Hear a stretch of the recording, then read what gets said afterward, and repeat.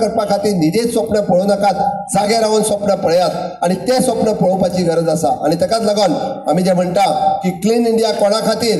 आमच्या खातीर आसा। फिट इंडिया कोणा खातीर? आमच्या खातीर आसा। अरे आमी जर फिट उरले आसत जाल्यार हो देश फिट उरतलो।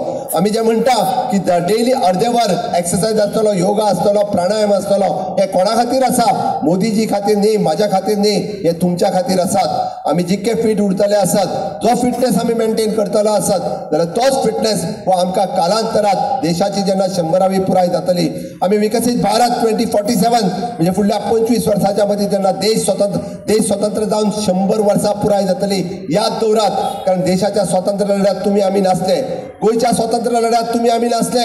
आमी म्हणटा की हे गोयचे स्वतंत्र जाल्या उपरांत आमचो जन्म जालो, पण निदान आमी म्हणटा की देशाच्या स्वातंत्र्याची 100 वर्सां पुराय करता आसतना, गोयच्या स्वातंत्र्याची 100 वर्सां पुराय करता आसतना म्हजें कॉन्ट्रिब्युशन आसप गरजेचें आसा।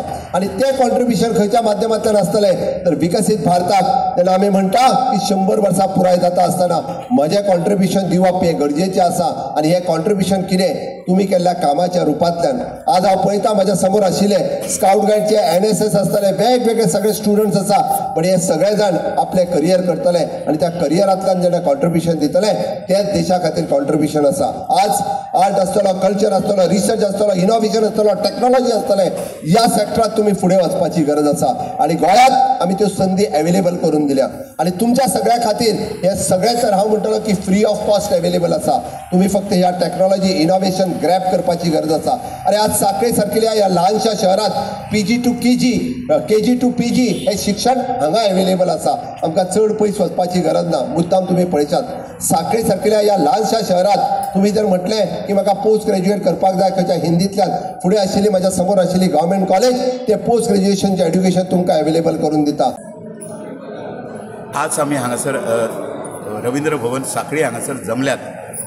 सगळे युवा जे आसात ते सज्ज जाल्ले आसात की हे वर्स सरदार वल्लभभाई पटेल हांचे जन्माचे 150वें वर्ष आनी त्या निमतान माय भारत युवक कल्याण क्रीडा मंत्रालय भारत सरकार यांच्या वतीन संपूर्ण भारतभर हे 150वें वर्ष आम्ही साजरे करतात आणि त्या निमतान प्रत्येक जिल्ह्यान एक पदयात्रा आयोजित केल्या जेतून 800 ते 1000 विद्यार्थी युवक सहभागी जातात आणि ताजोच एक भाग म्हणून आज हांगासर उत्तर गोवा स्तरीय ही हांगासर पदयात्रा जाता। ज्या पदयात्रेचे आता उद्घाटन आमचे मुखेलमंत्री मानाधिक डॉक्टर प्रमोद सावंत यांच्या हस्ते जातले। ही पदयात्रा जी आसा ही संपूर्ण एक हांगारसून ती हरवळेच्या मंदिरापर्यंत वयतली।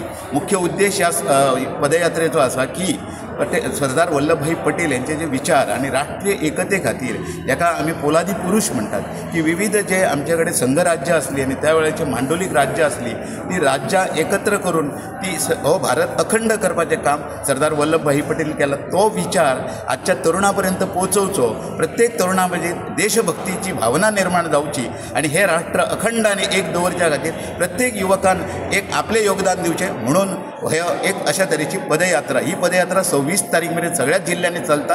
26च्या उपरांत प्रत्येक जिल्ह्यातले युवक परत आमचे गुजरात हांगासर आमी एक राष्ट्रीय पदयात्रा आयोजित केल्ली आसा। ज्या पदयात्रेत देशभरातले युवक सहभागी जातले। 26 नोव्हेंबर ते 6 डिसेंबर अशी ती राष्ट्रीय पदयात्रा तेंचे जन्मस्थान जे आसा केवाडिया थंयसून सुरू जावन ती तेजे स्टॅच्यू ऑफ युनिटी आसा थंय मेरेन वतले।